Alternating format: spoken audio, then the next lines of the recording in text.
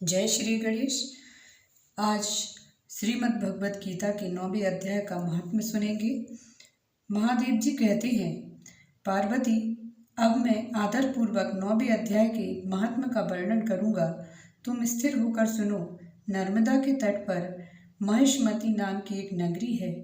वहाँ माधव नाम के एक ब्राह्मण रहते थे, जो वेद वेदांगों के तत्वज्ञ और समय समय पर आने वाले अतिथियों के प्रेमी थे।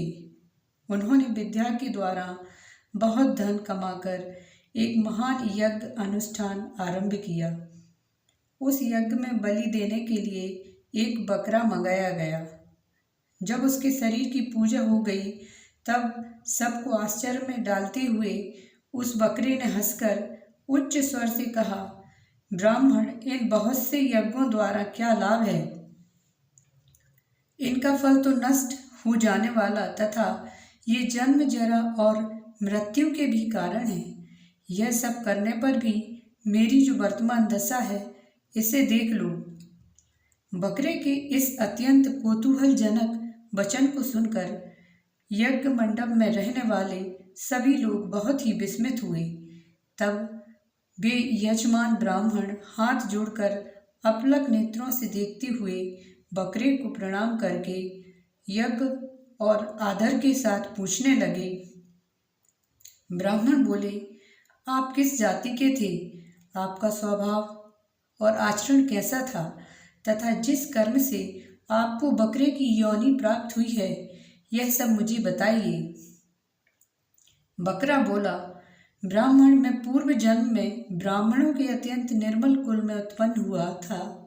समस्त यज्ञों का अनुष्ठान करने वाला और वेद विद्या में प्रवीण था। एक दिन मेरी स्त्री ने भगवती दुर्गा की शक्ति से विनम्र होकर अपने बालक के रोग की शांति के लिए बलि देने के निमित्त मुझसे एक बकरा मांगा। तत्पश्चात जब चंडिका के मंदिर में वह बकरा मारा जाने लगा, उस समय उसकी माता ने मुझे श्राप दिया, ओ ब्राह्मणों में नीच पापी, तू मेरे बच्चे का वध करना चाहता है, इसलिए तू भी बकरे की योनि में जन्म लेगा। द्विश्रेष्ठ, तब कालवश मृत्यु को प्राप्त होकर मैं बकरा हुआ। यद्यपि मैं पशु योनि में पड़ा हूँ, तो भी मुझे अपने पूर्व जन्मों का स्मरण बना हुआ है।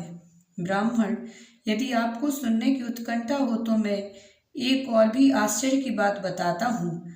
कुरुक्षेत्र नामक एक नगर है, जो मोक्ष प्रदान करने वाला है। वहाँ चंद्र शर्मा नामक एक सूर्यवंशी राजा राज्य करते थे। एक समय जब सूर्य ग्रहण लगा था, राजा ने बड़ी श्रद्धा के साथ कालपुरुष का दान करने की तैयारी की। उन्होंने वेद वेदांगों के परागामी एक विद्वान ब्राह्मण को बुलवाया और पुरोहित के साथ वे तीर्थ के पावन जल से स्नान करने को चले। 2 वस्त्र धारण किए।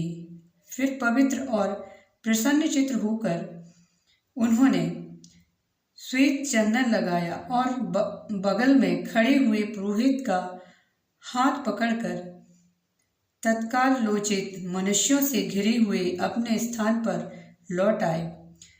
आने पर राजा ने यथोचित विधि से भक्ति पूर्वक ब्राह्मण को कालपुरुष का दान किया। तब कालपुरुष का हृदय चीरकर उसमें से एक पापात्मा चंडाल का प्रकट हुआ।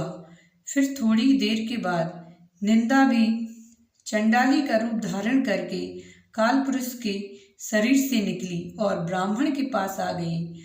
इस प्रकार चंडालों की वह जोड़ी आंखें लाल किए निकली और ब्राह्मण के शरीर में हठात प्रवेश करने लगी।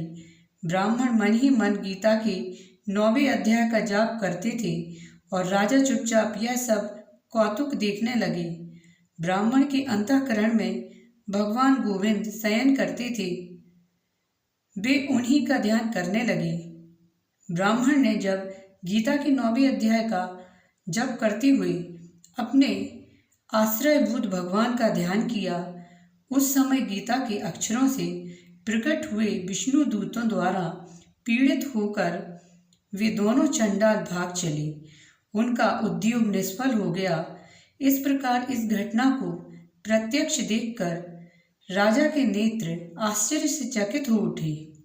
उन्होंने ब्राह्मण से पूछा, विप्रवर, इस भयंकर आपत्ति को आपने कैसे पार किया? आप किस मंत्र का जाप तथा किस देवता का स्मरण कर रहे थे? वह पुरुष तथा स्त्री कौन थी? वे दोनों कैसे उपस्थित हुए? फिर वे शांत हो गए? यह सब मुझे बताइए। ब्राह्मण ने कहा, राजन, चंडाल का रूप धारण करके भयंकर पाप ही प्रकट हुआ तथा वह स्त्री निंदा की साक्षात मूर्ति थी। मैं इन दोनों को ऐसा ही समझता हूँ। उस समय मैं गीता के 9वें अध्याय के मंत्रों की माला जपता था। उसी का महात्म्य है कि सारा संकट दूर हो गया। महीपते, मैं नित्य ही गीता के 9वें अध्याय का जाप करता हूँ।